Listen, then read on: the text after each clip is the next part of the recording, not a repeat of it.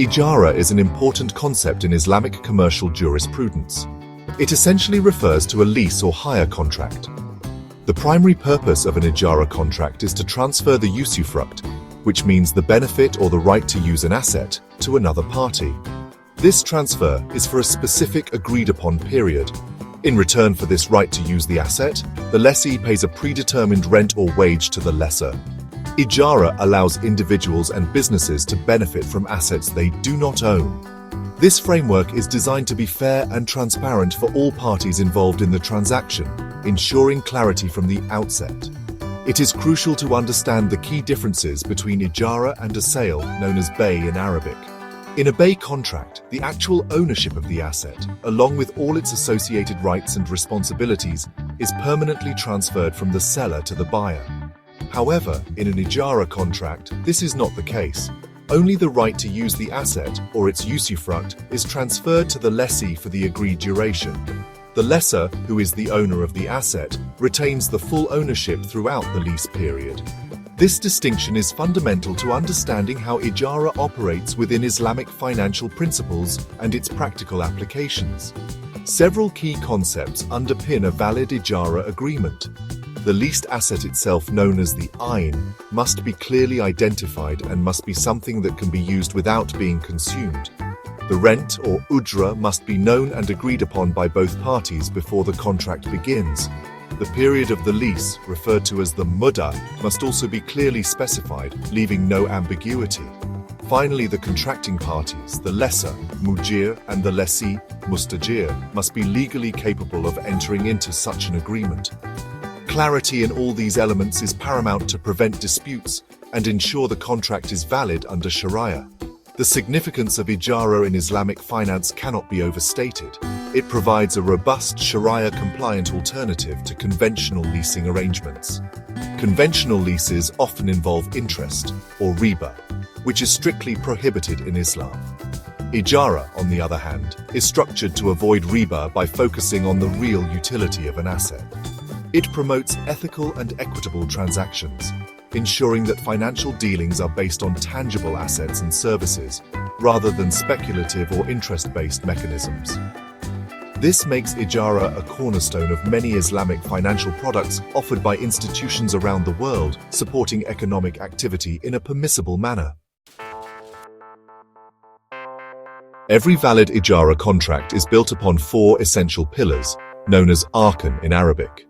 The first pillar is the contracting parties, the lessor, mujir, who provides the asset or service, and the lessee, mustajir, who benefits from it. The second pillar is the subject matter of the contract. This can be a tangible asset or a specific service. The third pillar is the usufruct, manfa'ah, which is the specific benefit derived from the leased asset or service. Finally, the fourth pillar is the sigha, which represents the offer and acceptance, the formal agreement between the parties. Each of these pillars must satisfy certain conditions for the Ijarah contract to be considered valid under Islamic law.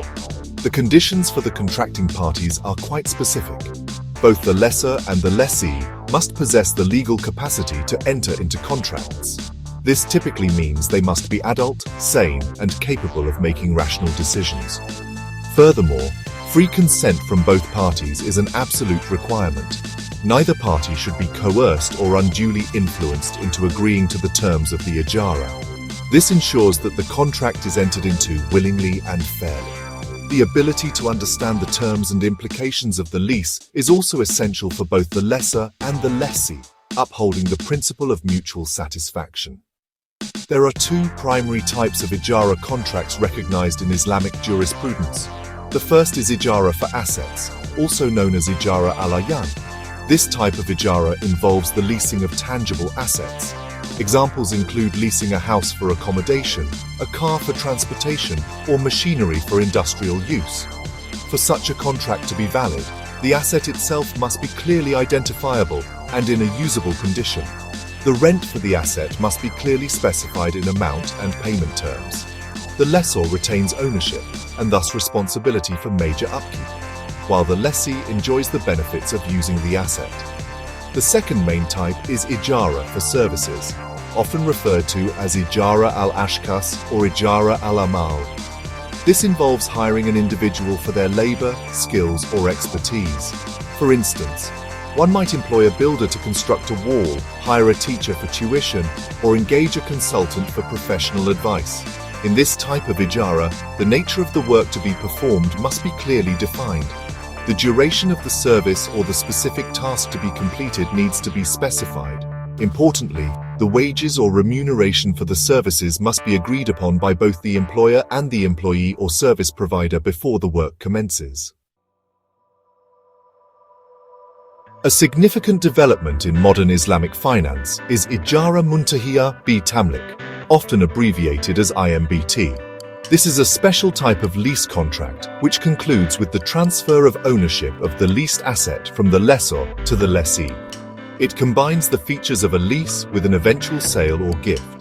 IMBT has become an extremely popular product offered by Islamic banks and financial institutions globally. It provides a Sharia-compliant pathway for individuals and businesses to acquire assets over time, particularly high-value items like property or heavy equipment, without engaging in interest-based lending. The mechanism of Ijarah Muntahiyah bi Tamlik is structured carefully. Initially, it operates like a standard Ijarah contract. The financial institution, acting as the lessor, purchases the asset and then leases it to the customer, the lessee.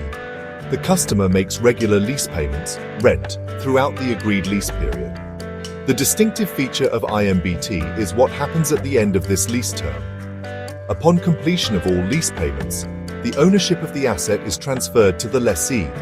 This transfer can be executed through various Sharia-compliant methods, such as a separate sale contract for a nominal price, a gift from the lessor to the lessee, or as stipulated in the original agreement.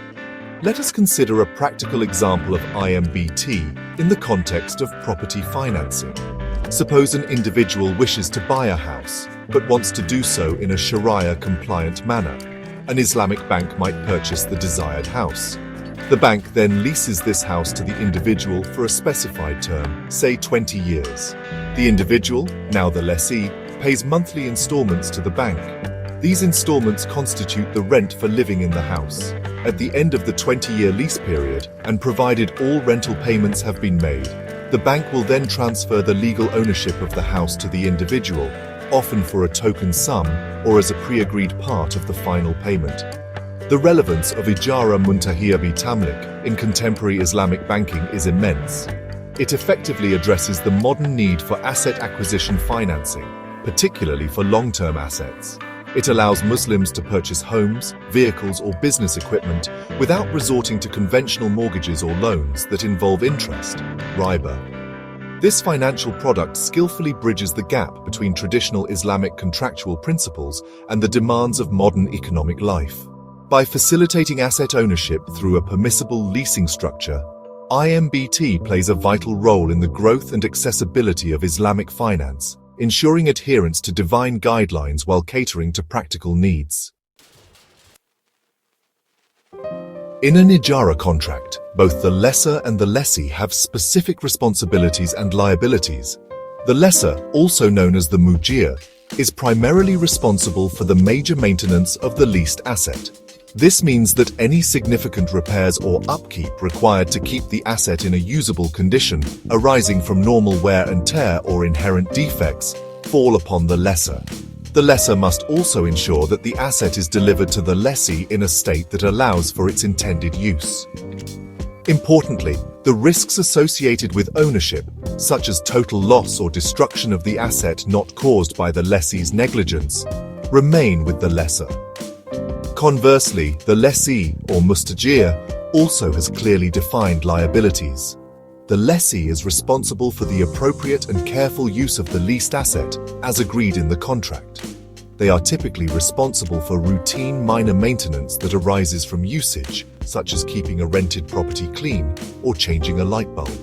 A fundamental obligation of the lessee is to pay the agreed-upon rent, ujra, on time and according to the terms stipulated in the contract. Should the asset be damaged due to the lessee's negligence, misuse, or breach of contract terms, the lessee would be liable for repairing such damage. An Ijarah contract can be terminated under several circumstances. The most straightforward way is through the mutual agreement of both the lessor and the lessee to end the contract prematurely. It also naturally terminates upon the expiry of the agreed-upon lease period. If the leased asset is completely destroyed or rendered unusable through no fault of either party, the contract may also be terminated. In some cases, the contract might stipulate conditions under which one party can unilaterally terminate the agreement. For example, if the other party breaches fundamental terms of the contract, such as non-payment of rent by the lessee or failure to provide a usable asset by the lessor. In conclusion, the framework of Ijarah is meticulously designed to ensure fairness and compliance with Sharia principles. It promotes transparency by requiring that all essential terms, such as the asset, rent, and lease period, are clearly defined and agreed upon from the outset. This clarity helps to avoid uncertainty, gharr, and potential disputes. By focusing on the transfer of usufruct rather than interest-based lending, Ijarah provides a just and equitable mechanism for leasing assets and services. This ensures that both the lessor and the lessee are treated fairly, and their rights are protected, making Ijarah a beneficial and ethical contract in Islamic commercial law for various economic transactions.